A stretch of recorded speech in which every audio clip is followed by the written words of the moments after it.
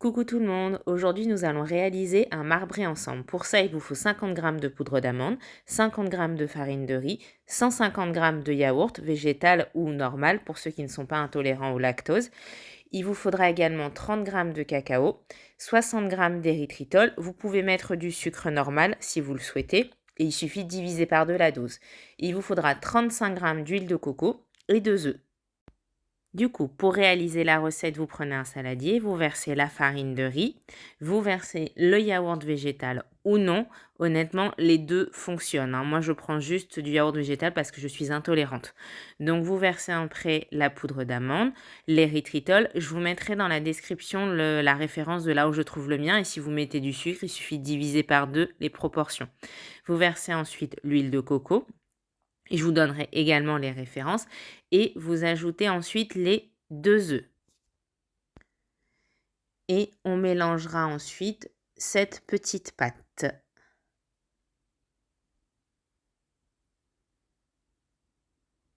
Le cacao, par contre, on le garde de côté. Ce sera pour faire la partie chocolatée du marbré. Donc, vous ne le mélangez pas avec le reste des ingrédients. Donc là, on va juste bien mélanger la pâte. Et puis, on passera ensuite à la préparation de la partie au chocolat.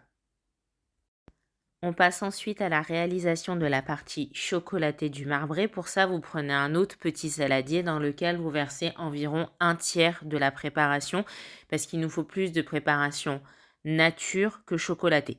Donc ensuite, dans cette petite partie, vous allez verser le cacao et bien mélanger, ce qui nous fera donc notre partie chocolatée pour la suite de la recette. On va passer au montage du marbré. Pour ça, j'ai pris un de mes tupperwares en verre. Donc, je vous mettrai la référence en description. Comme ça, vous pourrez regarder. Donc, comme ils sont en verre, ils me servent de tupperware, de conservation, mais aussi de moule pour la cuisine.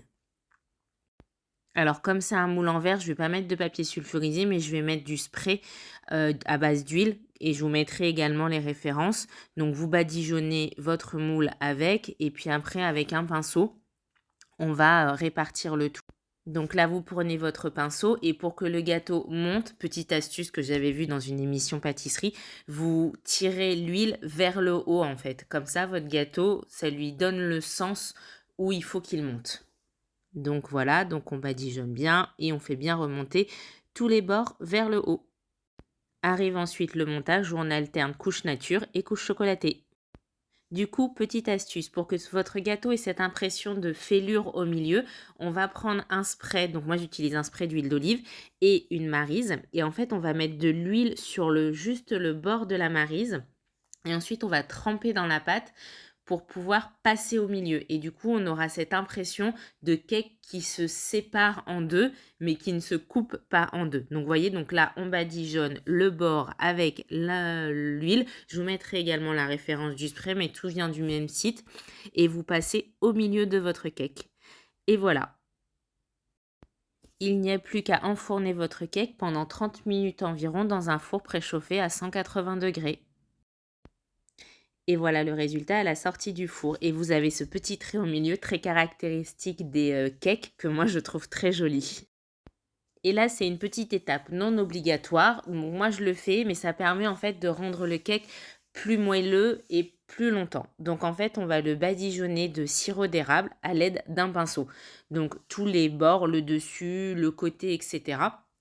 Et en fait, on va l'emballer dans un film alimentaire. Donc cette étape, par contre, elle est à réaliser quand le cake a bien refroidi. Une fois que vous avez fini de badigeonner votre cake, il ne reste plus qu'à l'emballer dans le film alimentaire et à le laisser reposer 1 heure ou 2, histoire que ça s'imprègne bien du sirop d'érable et vous pourrez ensuite le déguster sans aucun souci. Et voilà le résultat après avoir laissé reposer 1 heure ou 2 votre cake avec le sirop d'érable. Je vous montre l'intérieur. Donc il ne me reste plus qu'à vous souhaiter un bon appétit en espérant que cette recette vous plaira. À plus!